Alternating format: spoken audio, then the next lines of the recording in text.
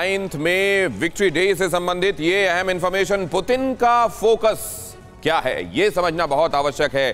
3 बड़े शहरों के साथ उनका नाम लेते हुए उन्होंने अपने भाषण की शुरुआत की और इससे यह पता चलता है कि उनके जहन में चल क्या रहा है। 3 बड़े शहरों मारियोपोल, ओडेसा और खारकीव का जिक्र यह बताता है कि इन पर पूरी तरह से कब्जे की तैयारी है और नेटो देशों पर दबदबा कायम करने के लिए ब्लैक सी एक बहुत रणनीतिक रूप से महत्वपूर्ण बिंदु, महत्वपूर्ण जगह हो सकती है।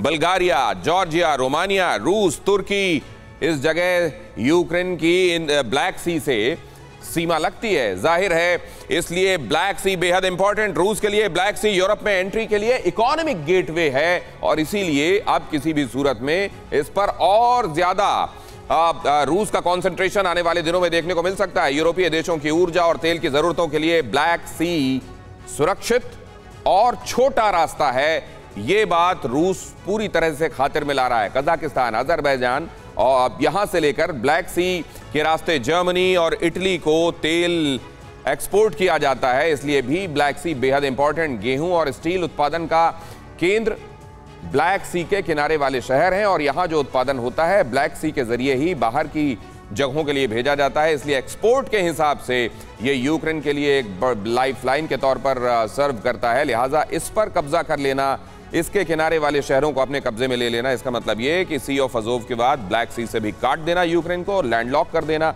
इससे यूक्रेन की एक तरीके से समझ लीजिए इकोनॉमी की रीढ़ की हड्डी टूट जाएगी और रूस को स्ट्रैटेजिकली एक बड़ा स्कोर करने के लिए मिल जाएगा।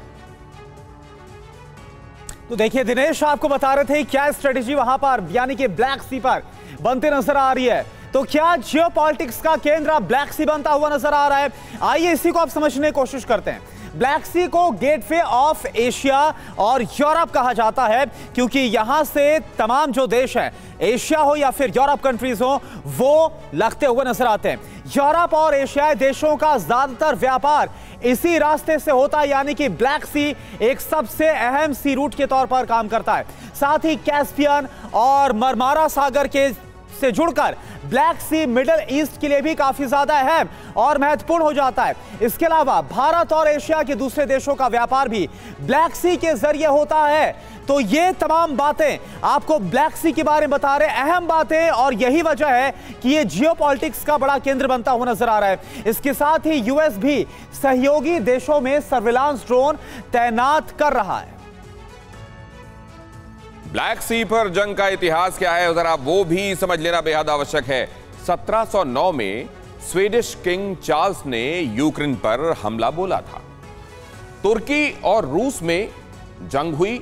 1936 में मॉन्ट्रेक्स कन्वेंशन के जरिए ये लड़ाई खत्म कराई गई और उसके बाद क्या हुआ, ब्लैक सी और कैस्पियन सी को जोड़ने वाले बोस्फोरस स्टेट से तुर्की को बिजनेस का राइट मिल गया। कई साल तक जर्मनी और तुर्की बोस्फोरस स्ट्रेट को लेकर रूस से लड़ते रहे। बोस्फोरस स्ट्रेट को लेकर यह लड़ाई चलती रही और 1952 में ग्रीस और तुर्की के नेटो में शामिल होते ही इस क्षेत्र में अमेरिका का दबदबा बढ़ गया। और फिर क्या हुआ, यूनाइटेड स्टेट्स के बढ़ते प्रभाव की वजह से 2014 में पुतिन ने क्रिमिया पर हमला बोलकर उसको यूक्रेन से काटकर अलग कर लिया। अड़ी सोमवार से शुक्रवार शाम 6 बजे सिर्फ TV9 भारतवर्ष पर।